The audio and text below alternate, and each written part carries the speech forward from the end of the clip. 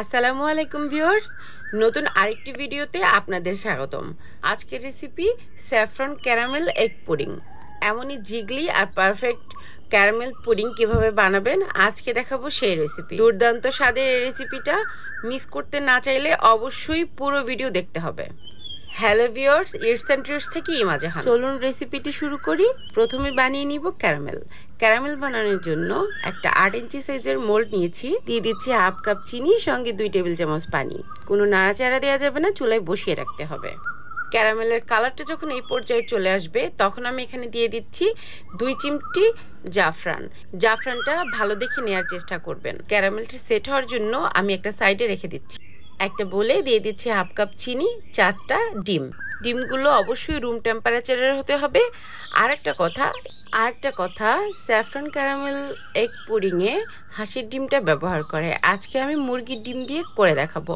1 চিমটি লবণ দিয়ে এবার এটাকে বিট করে নিব, চিনিটা গলে না আসা পর্যন্ত। ফোমে করার কোনো দরকার নেই। এবার এখানে দিয়ে দিচ্ছি 1 চা চামচ ভ্যানিলা এসেন্স। এবার এটাকে আবার একটু মিক্স করে নিচ্ছি। এবারে অ্যাড করব লিকুইড দুধ। লিকুইড দুধটা আমি 1 লিটার দুধকে হাফ লিটার করেছি জাল দিয়ে। ওখান থেকে নিয়েছি 400 গ্রাম দুধ। একটা টিপস শিখিয়ে দিই, পুডিংয়ের ক্ষেত্রে প্রতি 100 গ্রাম দুধের সাথে একটা করে ডিম দিতে হবে। যেহেতু আমি 4টা ডিম নিয়েছি, সেক্ষেত্রে আমি 400 গ্রাম লিকুইড দুধ অ্যাড করব। অনেকেরই পুডিং জমে না, আজকে শিখিয়ে দিব কিভাবে একদম পারফেক্টলি পুডিং জমবে সেই টিপস। এবারে অ্যাড করব 4 টেবিল চামচ গুঁড়ো দুধ। গুঁড়ো দুধটা অবশ্যই অ্যাড করবেন।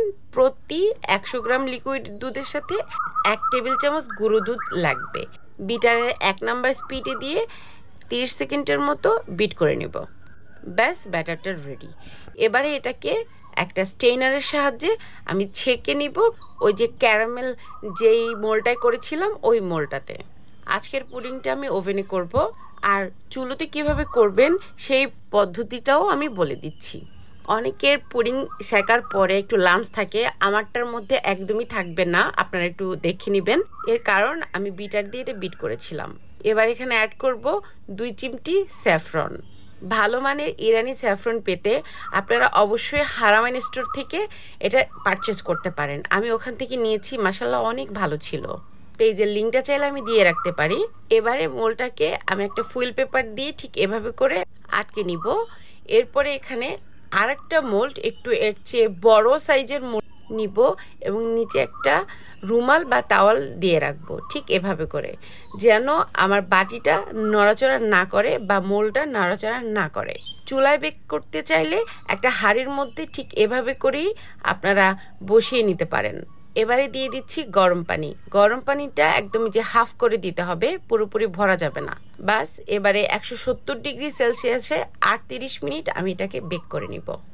দর্শকদের যদি কোনো প্রশ্ন থাকে অবশ্যই আমার কমেন্ট বক্সে জানাতে পারেন, আমি উত্তর দেওয়ার চেষ্টা করব। প্রায় 50 মিনিট পরে আমি এটা তুলে নিয়েছি, মানে 38 মিনিট লেগেছে আমার বেক করতে, এবং আমি আর কিছুটা সময় রেখেছি একটু ঠান্ডা হওয়ার জন্য। এরপরে আমি 2 ঘন্টা রেখেছি ফ্রিজের নর্মাল চেম্বারে। 2 ঘন্টা পর আমি পুডিংটাকে বের করে মোল্ড আউট করে নিব। আপনারা চাইলে 3 থেকে 4 ঘন্টাও রাখতে পারেন, এতে আরও বেশি স্টেবল হবে। পুডিং ভেঙে যাবে না এবং পারফেক্টলি জমে যাবে।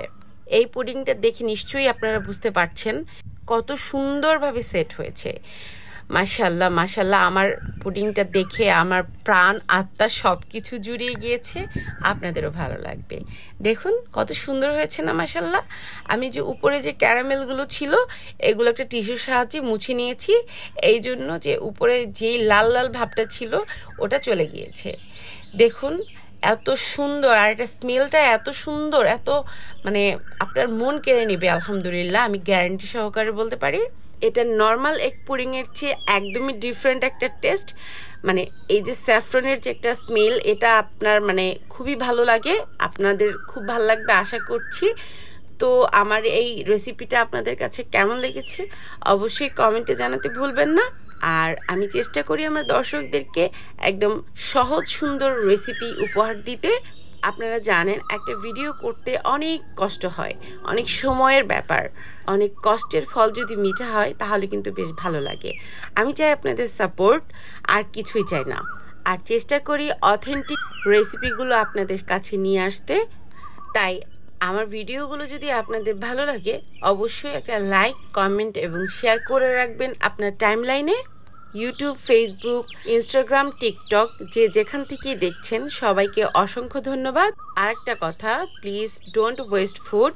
তো এই পর্যন্তই, দেখা হবে নতুন কোনো ভিডিওতে। ততক্ষণ পর্যন্ত সবাই ভালো থাকবেন। আল্লাহ হাফেজ।